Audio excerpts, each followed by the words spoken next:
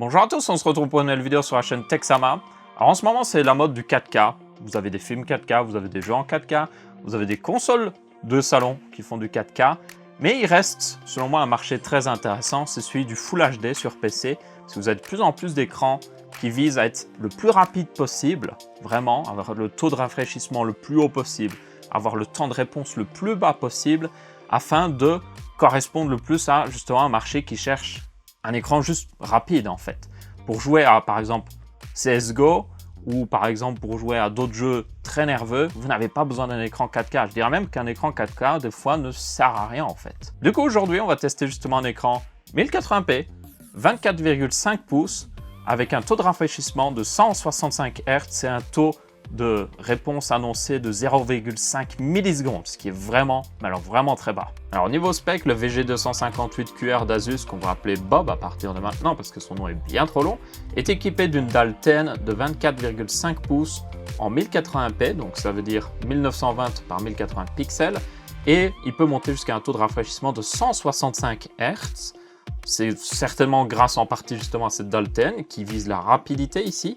D'ailleurs, le temps de réponse annoncé par Asus est de seulement 0,5 millisecondes, ce qui est 2 fois plus rapide que à peu près tous les écrans que j'ai pu voir sur le marché jusqu'à maintenant, qui sont à 1 milliseconde en dalle 10 évidemment. Si vous prenez une dalle IPS ou VA, vous monterez vite à 2-4 millisecondes. Et en plus de ça, il supporte la technologie FreeSync, ce qui permet de synchroniser le taux de rafraîchissement de l'écran avec ce qui sort de votre carte graphique. Et par ailleurs, il est compatible G-Sync, c'est-à-dire qu'il n'a pas de modèle G-Sync, mais il le supporte via le fait que c'est un écran FreeSync tout simplement, et vous pouvez directement l'activer dès que vous le branchez à un PC avec une carte graphique Nvidia. Il n'y a pas de traficotage ou autre chose à faire, c'est supporté pleinement. Et pour le reste des specs, je veux dire, c'est assez classique. Flicker free, réduction de la lumière bleue comme à peu près beaucoup d'écrans gaming dans ce genre-là.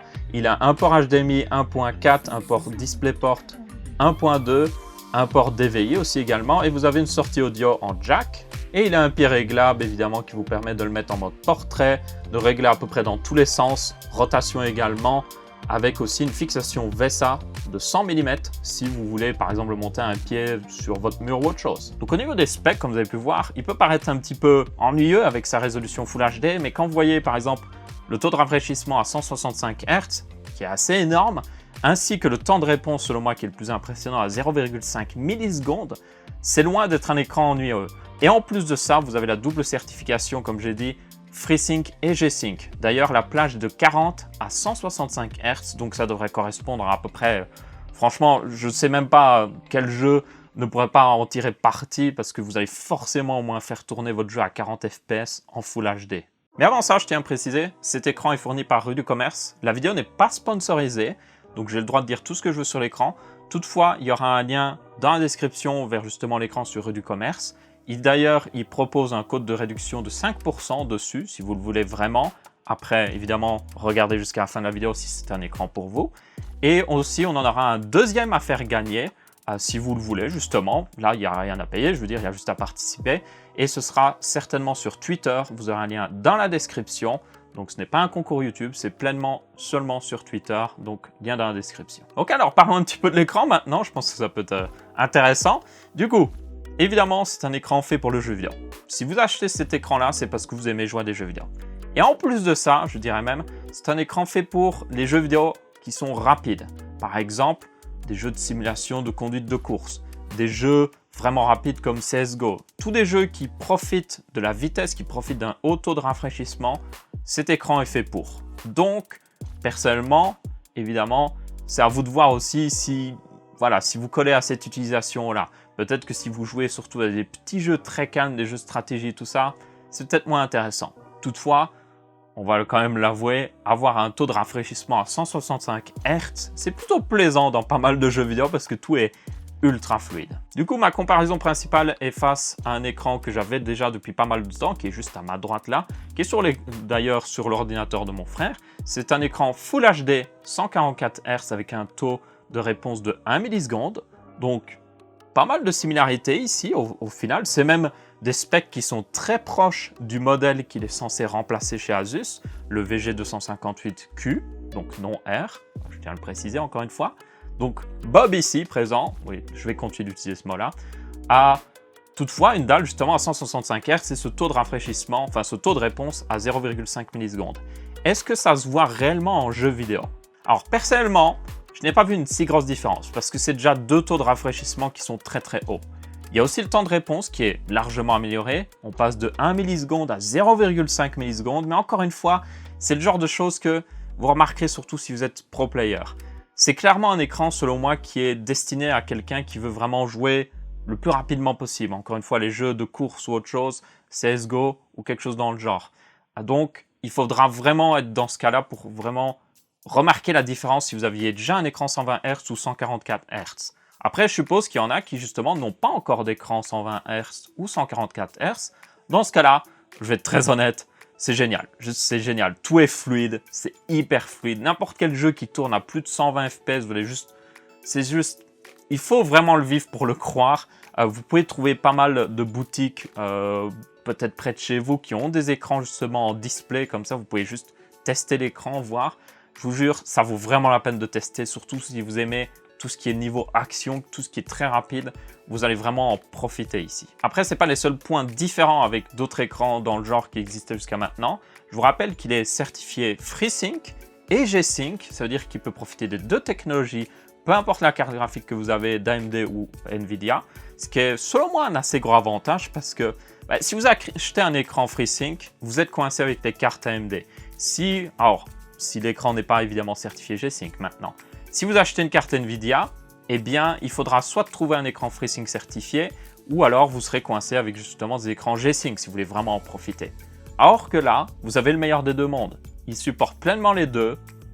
En dehors de la boîte, vous n'avez rien à régler ou autre chose. Ça supporte directement et ça vous permet de vraiment en profiter. Et si vous êtes en mode « Hey, d'ici 2 ans, il y a des très bonnes cartes AMD, ben vous pouvez en prendre une. S'il y a des très bonnes cartes Nvidia, vous pouvez en prendre une sans vous en préoccuper de vous dire « Ah mince, j'ai un écran G-Sync, je ne peux pas le prendre. » Donc du coup, pour le gaming, je veux dire, c'est un très bon écran, surtout si vous n'aviez pas encore d'écran avec un haut taux de rafraîchissement ou peut-être un écran 120 Hz et vous étiez en mode « J'aimerais avoir un petit peu plus et peut-être que votre écran commence à dater. » Par contre, si vous avez déjà un écran 144 Hz, personnellement, je ne sais pas si ça vaut totalement la peine d'upgrade.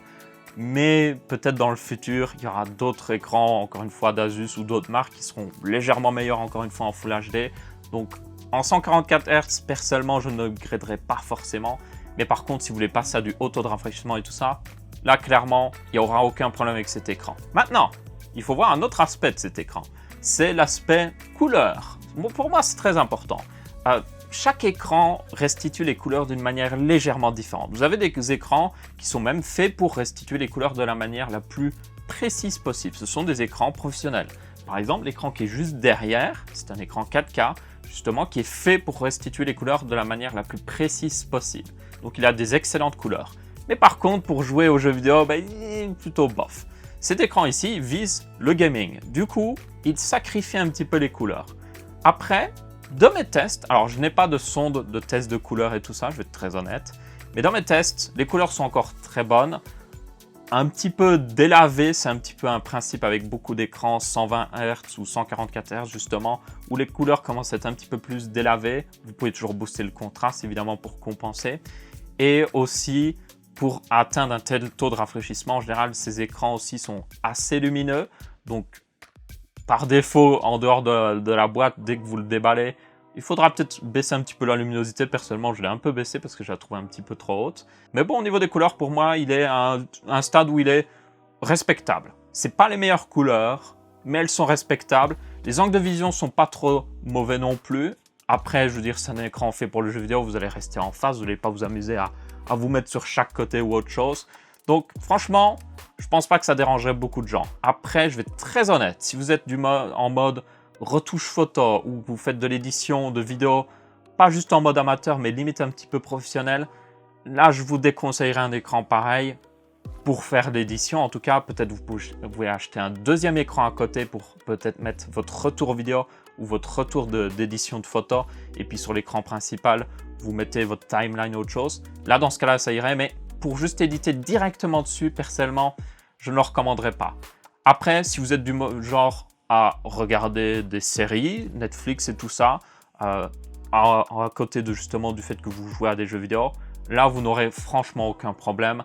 Ce ne sera pas les meilleures couleurs encore une fois, mais franchement vous ne devriez pas vous dire « Tiens, les couleurs sont vraiment bof ici ». Par contre, un truc que je tiens à préciser, c'est qu'il y a différents presets dans cet écran.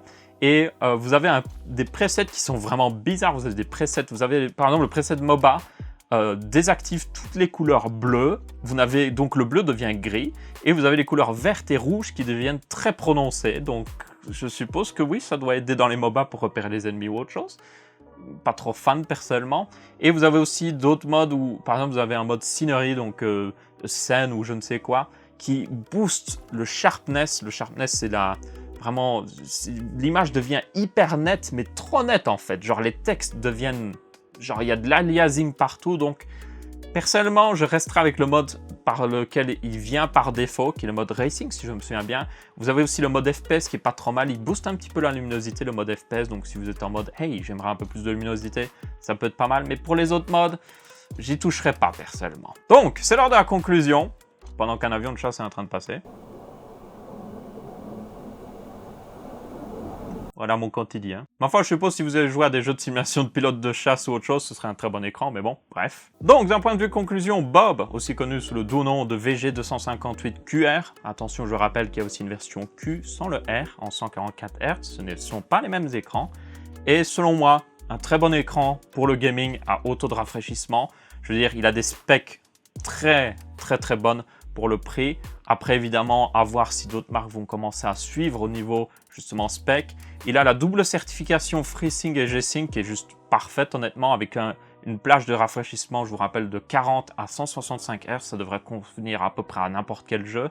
Et en plus de ça, il a des couleurs respectables, même si un peu délavé parfois. Mais ça, c'est un symptôme de toutes les Dalten à haut taux de rafraîchissement. Et juste des fonctionnalités qui peuvent servir à tout le monde. Un très bon pied, une sortie de casque ou autre chose. Il y a tout ce qu'il faut vraiment sur cet écran. Du coup, c'est à vous de voir. Est-ce que vous avez vraiment besoin d'un écran orienté au taux de rafraîchissement? Est-ce que vous êtes en mode, je m'en fiche du 4K, je m'en fiche du 1440p, je veux juste un écran le plus rapide possible? Eh bien, cet écran sera pour vous. Sinon, il y a d'autres alternatives, peut-être justement des écrans 1440p ou autre chose qui pourrait peut-être mieux convenir pour vous. Et si vous êtes du genre retouche photo ou autre chose, je vous le déconseillerais, à part si c'est juste pour jouer aux jeux vidéo et que vous avez un autre écran à côté pour justement la retouche vidéo, mais voilà, je le déconseillerais pour retoucher des trucs dessus. Du coup, encore une fois, vous aurez un lien dans la description si vous êtes intéressé sur Rue du Commerce. Encore merci à eux d'avoir justement fourni cet écran en test. Vous aurez aussi le concours dans la description si vous voulez essayer d'en gagner un. Après, évidemment, ce sera sur Twitter, parce que les concours sur YouTube, c'est un petit peu compliqué ces derniers temps. Du coup, merci à tous d'avoir regardé cette vidéo, j'espère que vous avez bien apprécié. Comme d'habitude, n'hésitez pas à laisser votre avis, que ce soit en pouce bleu, pouce rouge ou en commentaire. On se retrouve pour une prochaine vidéo. N'hésitez pas à vous abonner à la chaîne et je vous dis ciao ciao.